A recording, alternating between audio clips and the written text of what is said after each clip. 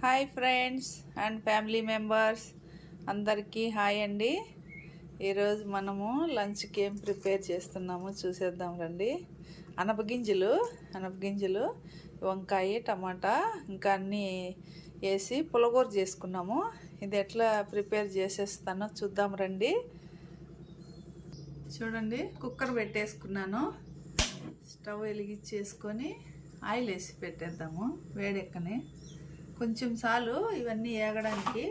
పచ్చిమిరపకాయలు వంకాయ అవన్నీ వేయించుకున్నాం. ఫస్ట్ ఆయిల్ హీట్ ఎక్కింది, పచ్చిమిరపకాయలు వేసేద్దాము. కొంచెంసేపు ఫ్రై అవనిద్దాం. చూడండి, పచ్చిమిర్చి ఫ్రై అయిపోయినాయి. ఇప్పుడు కట్ చేసి పెట్టుకున్న వంకాయ వేసేద్దాం. ఇది కూడా కొంచెం బాగా ఫ్రై చేద్దాము. వంకాయ బాగా ఫ్రై అవ్వాలి, ఎందుకంటే మంచి టేస్ట్ వస్తుంది ఫ్రై అయితే. చూడండి, వంకాయ బాగా ఫ్రై అయిపోయింది. ఇప్పుడు మనము టమాటాలు వేసుకునేద్దాము. కట్ చేసి పెట్టి టమాటాలు ఇవి కొంచెంసేపు ఫ్రై అవనిద్దాము. టమాటా కూడా బాగా ఫ్రై అయింది. ఇప్పుడు అనపగింజలు వేసేద్దాము. అనపగింజలు ఇవి కూడా బాగా కలిపేసుకొని కొంచెంసేపు ఫ్రై అవనిద్దాము.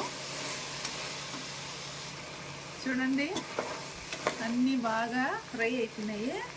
ఇప్పుడు మనము కడిగి పెట్టుకున్నానండి. కొద్దిగా చింతపండు వేసేసినాను. ఇప్పుడు సన్నగా కట్ చేసి పెట్టుకున్న కొత్తిమీర వేసేద్దాము.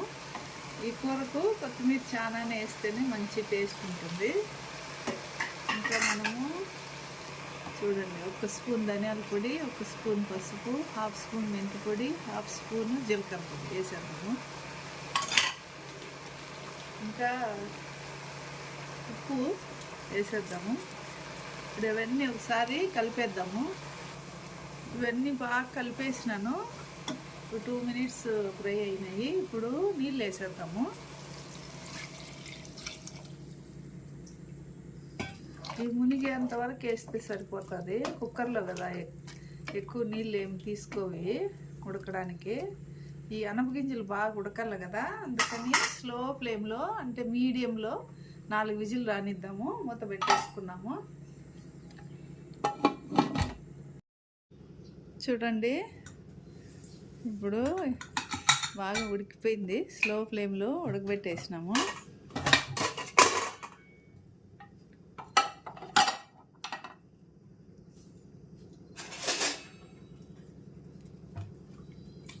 చూడండి, ఇప్పుడు ఇందులో వేసేద్దాము.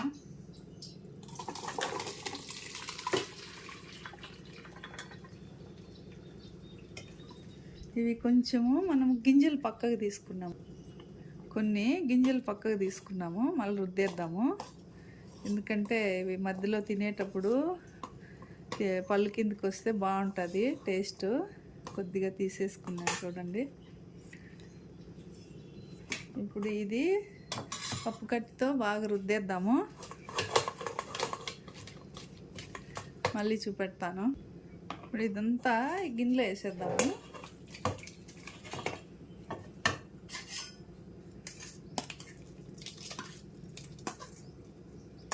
ఇది కూడా నీట్గా తీసేసి చూడండి, రెడీ అయిపోయింది. ఇప్పుడు తాలింపు పెట్టేద్దాము. చూడండి, స్టవ్ ఆన్ చేసేసుకున్నాము. పాత్ర పెట్టేసినాను. ఇప్పుడు ఆయిల్ వేసుకున్నాము.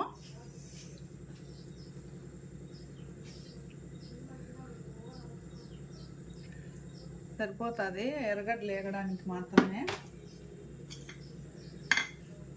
ఈ స్టేజ్లో మనము ఏమన్నా ఈ పులగూరకు కారం తక్కువైతే కూడా పచ్చిమిరపకాయలు యాడ్ చేసుకోవచ్చు తిరగబాత పెట్టినప్పుడు తాలింపులో. ఇప్పుడు నేను చేసిన కూరకైతే అన్నీ కరెక్ట్గా సరిపోయినాయి. తాలింపు పెట్టేద్దాం. ఆయిల్ వేడెక్కింది. ఆవాలు వేసేద్దాము.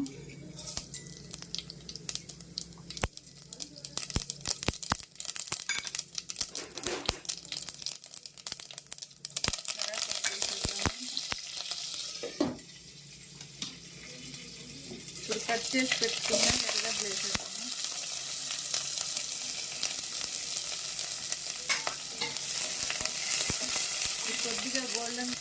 కొద్దిగా ఫ్రై చేసుకున్నాము గోల్డెన్ కలర్ రాని. చూడండి ఎర్రగడ్డలు బాగా ఫ్రై అయినాయి, గోల్డెన్ కలర్ వచ్చినాయి. ఇప్పుడు ఈ పులిహోర ఎత్తి దీంట్లో వేసేద్దాము.